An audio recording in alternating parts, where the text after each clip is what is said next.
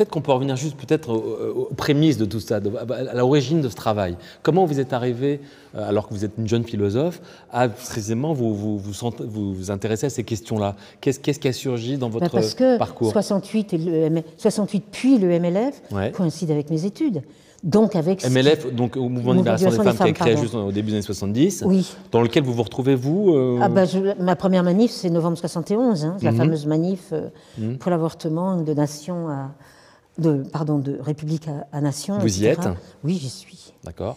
À ce moment-là, vous êtes étudiante en philo, enfin, vous êtes, je viens de faire ma maîtrise, et j'ai fait ma maîtrise à Berlin grâce à Heinz Wiesmann qui m'avait envoyé en tant que... il faisait des cours pour les philosophes d'allemand, et j'avais voulu faire de l'allemand avec lui. Il m'avait envoyé, j'ai fait sur l'école de Francfort, à l'époque, personne ne connaissait. Mais bon, les Berlinois, si, donc allaient. Et là aussi, il y avait un groupe de femmes, etc. Donc, c'est les prémices. Mais si vous voulez, moi, le plus important, c'est que en mai 68, moi, je suis étudiante à la Sorbonne, enfin, Censier-Sorbonne. Donc, je suis au bon endroit, si je puis dire. Vous êtes un pur 68ard, on peut dire ça. Non seulement ça, mais je pense que ça a changé ma vie. Moi, souvent, j'ose dire que c'est une deuxième naissance. Donc, ça a changé ma vie, bien sûr. Et c'est là où je me suis autorisée, où c'est aussi... Comme on parle toujours de la révolution sexuelle, etc., mais aussi l'attaque du mandarinat, l'attaque d'un savoir tel qu'il était enseigné, ça fait partie vraiment de ce qui se passe en 68. Et pour moi, qui suis fille d'intellectuel, c'est extrêmement important. C'est ce qui va me permettre, toute la décennie suivante, et grâce à Rancière et aux amis, tout le groupe qu'on est ensemble, c'est qu'on franchit les frontières, on est entre histoire et philo dès le début des années 70, ce qui est inconcevable avant et même inconcevable aujourd'hui, mais qui est la chance intellectuelle de ce moment-là, dont moi j'ai immensément profité. En plus, par ailleurs, je suis beaucoup à la cartoucherie, Tête du Soleil, etc., des trucs privés, machin. Donc je suis en train de voir tout ce qui, pas seulement bouge, mais empêche qu'il y ait des frontières et des murs entre l'art et la vie, entre l'art et la pensée, entre la pensée historienne et la pensée... C'est une chance folle. Moi, je souffrirais beaucoup après 90 parce que tout ça s'arrête. C'est-à-dire que tout se réduit à des... Non, réduit, je dirais pas ça, parce que ça va se développer. Donc, ça ne sera pas le mot réduire. Mais se referme derrière la frontière. On refait de la discipline. C'est ça, C'est là où on va dire, non, mais elle n'est pas historienne.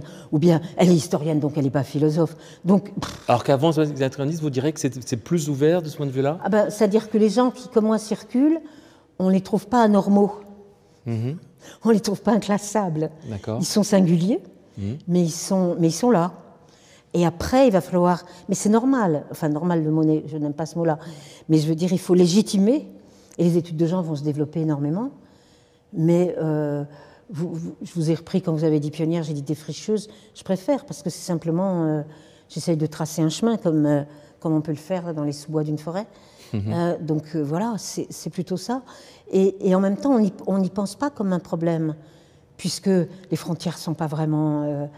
Alors, évidemment, moi, je me souviens que quand on a fait la revue, alors qu'on n'était qu'une bande de philosophes, à peu près, enfin, à part 2, 3, et on disait, mais non, ils font, qu'est-ce qu'ils font? Alors que Foucault était au cœur de l'histoire, quoi.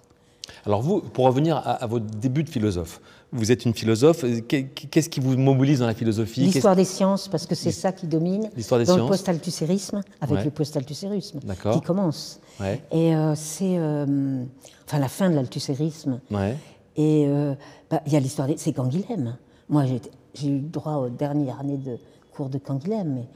Et je sors encore, je l'ai cité l'autre jour au Book Club, c'est la phrase que dans les cahiers pour l'analyse, j'ai été encore toute la collection. Ça, c'est donc la fin des années 60, à la Normale Sup. Et il y a la citation de Canguilhem sur ce que c'est qu'un concept.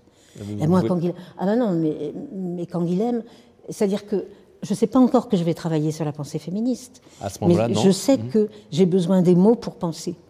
Donc les mots, ça s'appelle vite des concepts quand on fait des études de philosophie. Bien sûr. Donc voilà, c'est tout. Donc c'est un endroit où ça manque de concepts. Donc, et Et je vais m'en rendre compte dans mes études. Alors justement, comment vous vous rendez compte que la pensée féministe manque de concept? En lisant les philosophes. Chez Spinoza, notamment, je l'ai beaucoup raconté, le délirant, la bavard de l'enfant. Ah bon, on est avec le fou et l'enfant, nous les femmes? Alors il paraît que c'est une mauvaise citation. Maxime Rovère m'a envoyé des documents pour me dire, et c'est très récemment, l'année dernière, je crois. Et c'est très intéressant, mais en même temps, de fait, moi, je me vois encore sortir du cours. Je suis auditrice libre à l'école normale qui est à Fontenay-aux-Roses à l'époque. Oui. Et je me vois me dirigeant vers le métro et je suis, mais c'est traumatique, quoi.